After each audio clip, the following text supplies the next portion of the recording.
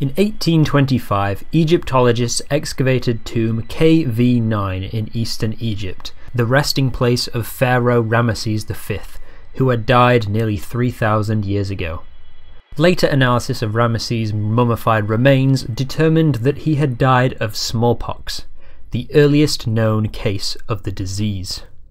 In the 3 millennia after Ramesses' death, smallpox would take the lives of billions of people, from mighty kings and queens to military commanders, writers, scientists, and the humble day labourer.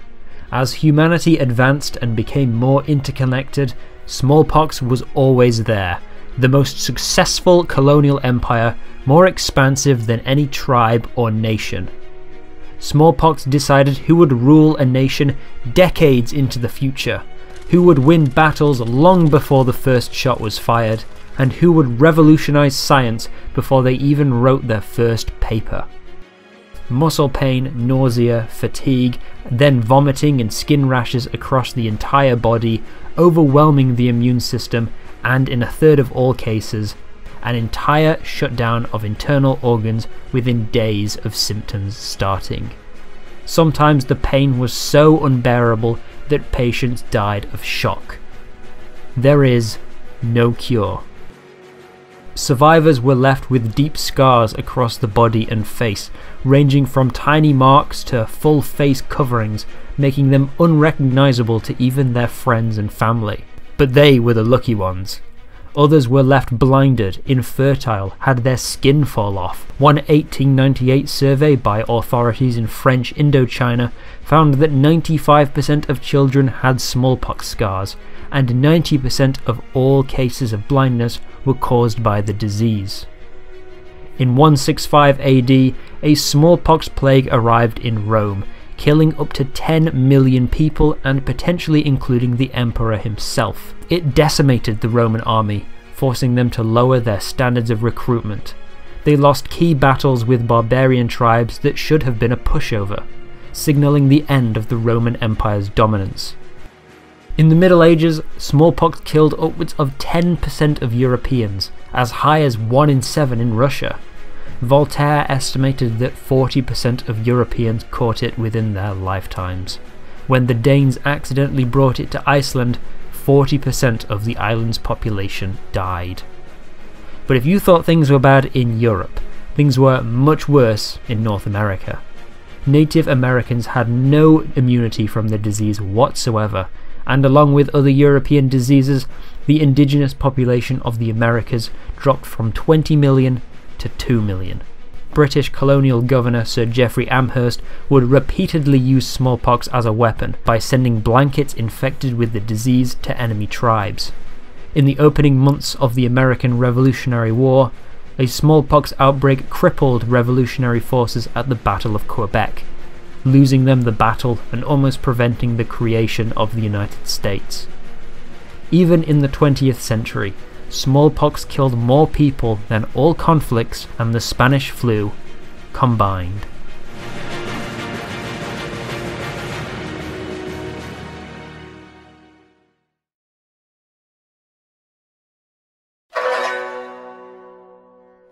Legend has it that 1,000 years ago, under a deadly smallpox plague in central China, Taoist monks desperately conversed with the spirit realm to find a cure for smallpox. They didn't find it, but what they did find was 2 key facts that would be crucial to the war against smallpox. Firstly, those who caught the disease could never catch it again. Their immune system had learned to fight the disease. Secondly, that there were 2 strains of smallpox, major and minor. The latter was far less deadly, having a fatality rate of between 1 and 3%, and getting one made you immune to the other. The challenge for physicians: how to get this version while minimizing harm and maximizing immunity. And this is the method they came up with. One person would take one for the team and get mild smallpox on purpose. Doctors would then take scabs from that patient and grind them up into a powder. The dust was then blown into the next patient's nose, giving them an even milder case. Scabs from him would then be used to treat the next person, lessening the intensity of the disease with every new transfer. The process of nasal insufflation became the standard method of protecting against smallpox across East Asia. But the rest of the world? They didn't believe it. European sailors visiting China in the 17th and 18th century ignored the idea and mocked it as a pointless, primitive superstition. They didn't even bother to try it themselves, all the while hundreds of thousands of people per year died of smallpox.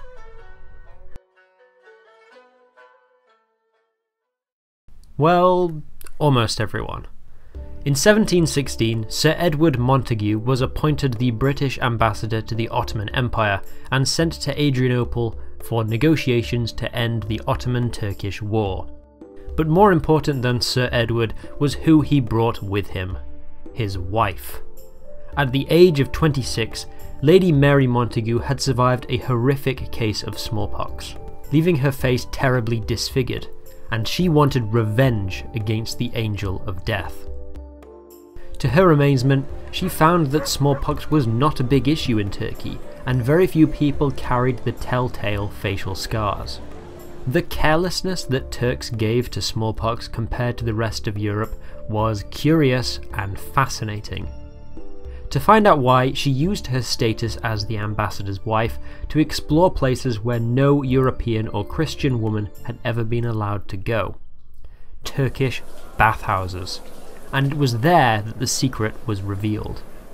Every autumn, children in Anatolia, aged between 6 and 8, would be taken to a local bathhouse for variolation, or engrafting, by the town's elderly women.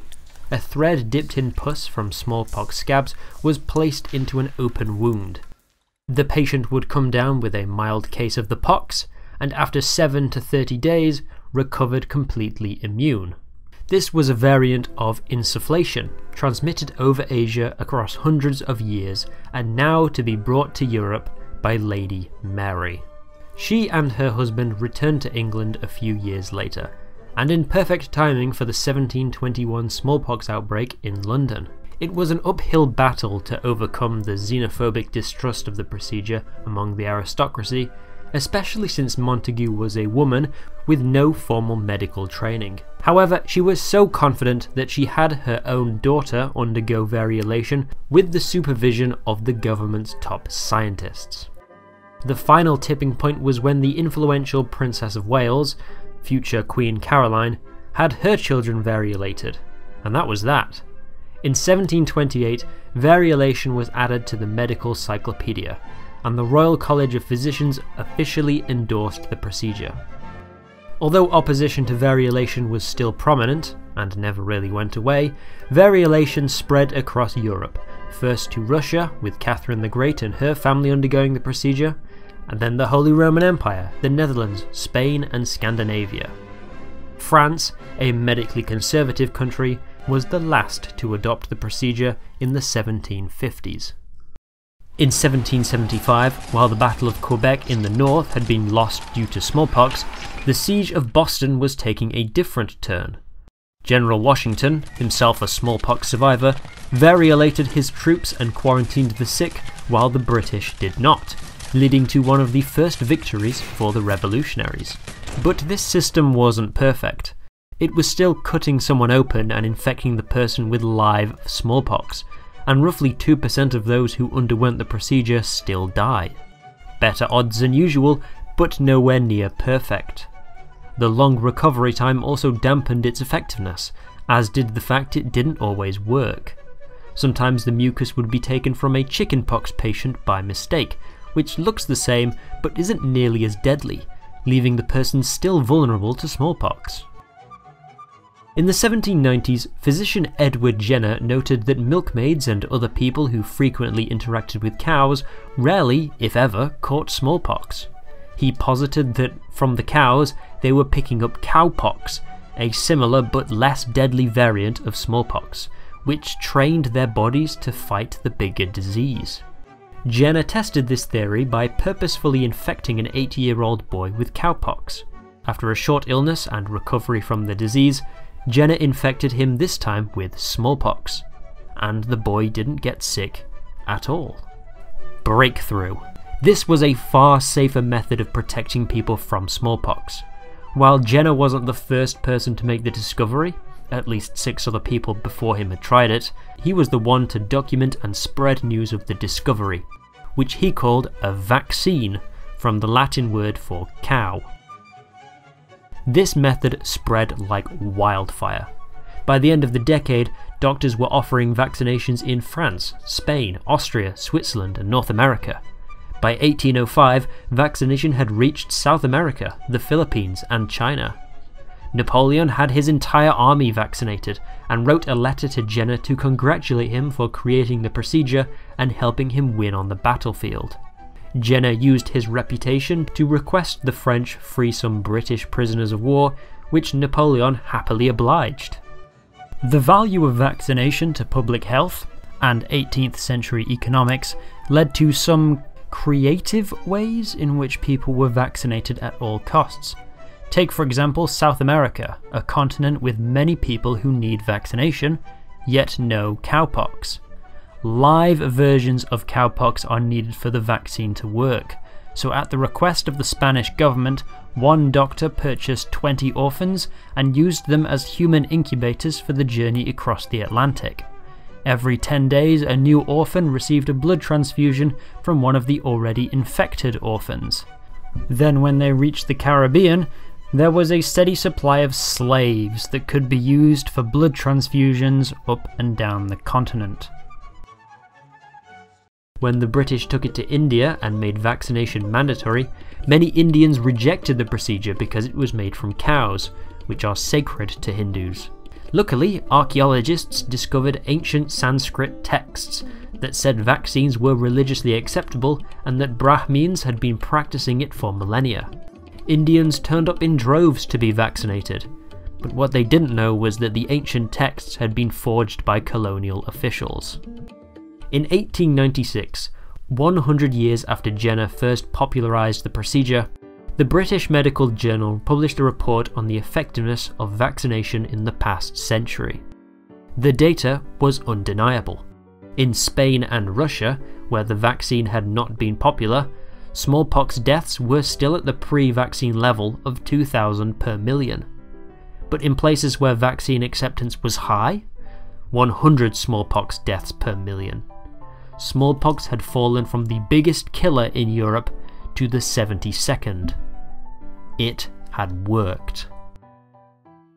However, there was one place that had been completely ignored by the report. Africa. Africa! A huge continent with diverse yet remote regions left it almost completely ignored by vaccine efforts, and still a hotbed for the vile disease. And so, despite being on the retreat almost everywhere else, smallpox found itself a safe haven, and for the next 60 years it continued to inflict itself on some of the poorest people on the planet. A short time ago, an American airplane dropped one bomb on Hiroshima and destroyed its usefulness to the enemy. At the end of the Second World War, there was a hope for a new international order, where cooperation would lead to peace and stability between the nations of the world. This came in the form of the United Nations, a forum for countries to air disagreements and communicate with each other. Aside from international peace though, the UN had another key target: international health. In 1948, the World Health Organization was set up to promote cross-border cooperation on matters of health and human services. This couldn't have come at a worse time though, as the year of the First World Health Assembly was also when Cold War tensions were rapidly escalating between the United States and Soviet Russia. For this reason, the first session of the WHO in 1949 was a disaster. The Soviets felt that it was a Western-biased organisation that wasn't giving them enough attention proportional to the human cost they had suffered during the war, while Eastern Europe thought the USA was withholding medical supplies from them. There was also an ideological split. The USSR blamed poor working conditions and capitalist oppression as a source for disease, and as such, countries with private medicine were incapable of truly providing public health. One delegate from Yugoslavia argued that the WHO should concentrate on social medicine, which would require questioning the structural and sociological conditions that allowed disease to spread. Obviously, the USA would not be interested in this approach. They preferred technical assistance, transferring medical knowledge and technology to developing nations while not addressing whatever regime might be in power. In 1950, the Soviet Union and the Eastern Bloc began a boycott of the WHO. The organization was now firmly in Western control, and the USA's framework of technical assistance was adopted. When it came to smallpox, the WHO's position was that health administrations conduct, wherever necessary, campaigns against smallpox as an integral part of their public health programs, and left it at that. But just because they were out of the WHO didn't mean the USSR didn't play a role in international medicine. Like most European countries, the Soviet Union had already virtually eliminated smallpox within its borders by the 1950s. However, the USSR at the time bordered Afghanistan and Iran, two developing nations who still suffered from epidemics. A lot of the Soviet health authorities' time was spent fighting spillover infections in Central Asia, using vaccinations and contact tracing to keep infections to a minimum. But infections kept coming back, taking more Soviet lives and demanding more government money. The same was happening elsewhere in the developed world. Migrants from Mexico would take it to the USA, immigrants from Pakistan would occasionally bring it back to Britain. Wouldn't it be nice if people could travel around the world without having to get a vaccination, or prove that they'd had one, or quarantine themselves, or risk bringing it over?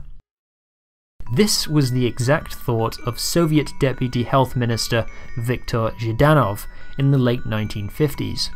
A man so otherwise uninteresting that his Wikipedia page is under 500 words long, and he hasn't been mentioned at all until 2/3 of the way through his own video. Born in Ukraine in 1914, he graduated the Kharkiv Medical Institute in 1936. He gained an interest in diseases while working as a doctor in the Red Army during the war, and in 1946 earned his PhD. He held several positions in the Soviet government until being appointed Deputy Minister of Health in 1951. When the Soviet Union finally ended its boycott of the WHO in 1957, Zhdanov met with world leaders with a proposal that developed nations work together to completely eliminate smallpox. Forever. In 10 years. Smallpox, he declared, was the easiest of the deadly diseases to completely eradicate, as shown by the Soviet Union's repeated suppressing of the disease despite the size of the country and lack of medical infrastructure in the region. To repeat this in every country in the world was logical and feasible, and to prove it, the Soviets offered up 25 million smallpox vaccines to get the program going. Although eradication was estimated to cost $97 million, a steep increase from the $144,000 the WHO was spending on smallpox at the time, Zhdanov argued the economic value of never having to care about smallpox ever again would save the world billions per year, recuperating this cost every 2 days. But this was bigger than financial cost.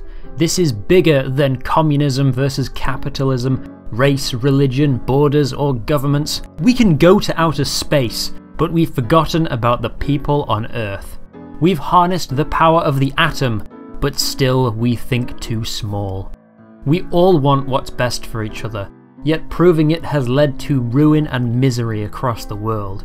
We bomb each other, carve up countries, politicians lie, agents spy, people die, to prove that we have the system that's best for humanity. Well, here's a chance to truly prove it. We don't agree, we have different ideals. Some of us are b****s and some of us, I presume, are good people.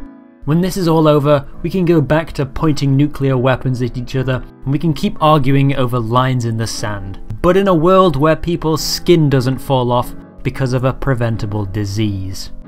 And after smallpox, we're coming for polio, tuberculosis, malaria, ringworm, measles, mumps, rubella, rabies. The indomitable human spirit has led to great and terrible things. For once, we can use it for an unequivocally good purpose. Together.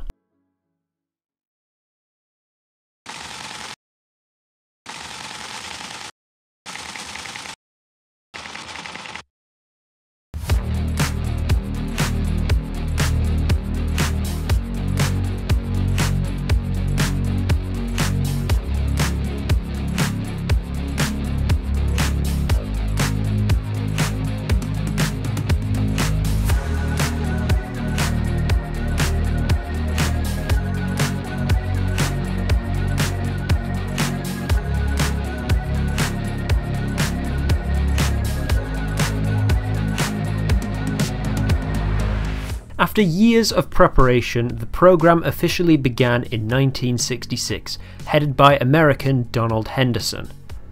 The main crisis centres were Brazil, South Asia and Africa. With a total population approaching 750 million people, the WHO soon found that vaccinating everyone in these regions was an impossible task. Not only because of the sheer number of people spread out across 3 continents, but also because of poor transportation and communication lines that had remained unchanged since colonial times. To solve this problem, health workers employed 2 strategies.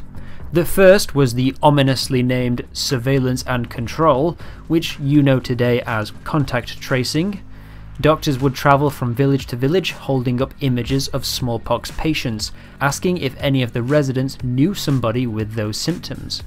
If nobody knew anybody, they moved on to the next village. If they did know somebody, that person would be quarantined and the rest of the village was vaccinated. But this couldn't work all the time. Not every town or village in Africa had the facilities to quarantine the sick. So instead, the second method was employed: ring vaccination. WHO workers called on Christian missionaries in the remote regions to radio them with information about who in their village had caught smallpox. With that information, they could vaccinate the villages around the affected areas to control the spread of the virus. In Southeast Asia, the task would be a bit more difficult. India was a smallpox playground, a densely populated country of 500 million, all crammed into slums, often with 5 people to a 1-bedroom house. Their own vaccination efforts were in chaos. Their vaccines often deteriorated in the summer heat, and ethnic tensions between states led to non-cooperation. Neighbouring Pakistan and Bangladesh were at war with each other, making containing the disease even more difficult as refugees from the conflicts flooded across the border into crowded camps. Without accurate records, it seemed the only way to know for sure was to ask everyone in India if they had smallpox. So they did. 33,000 health officials from the WHO knocked on the door of all 120 million households in India to ask if anyone had smallpox. Every month for 5 years.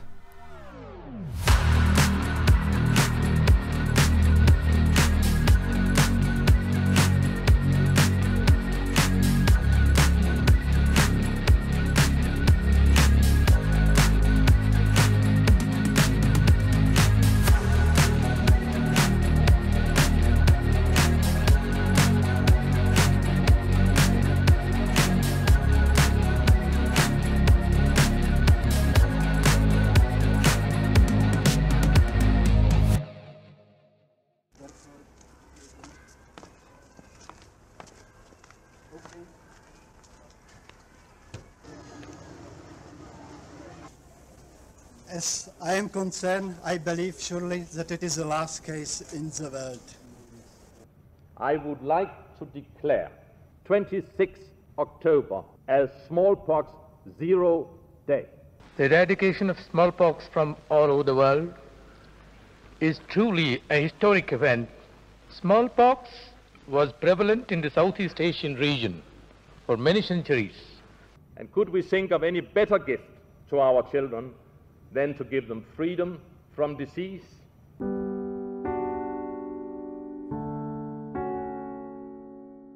Today, the only way you can get smallpox is as a cute novelty plushie.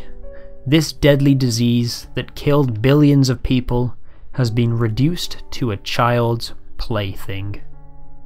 Several samples of the disease still exist, either in historical artifacts or in labs for testing purposes.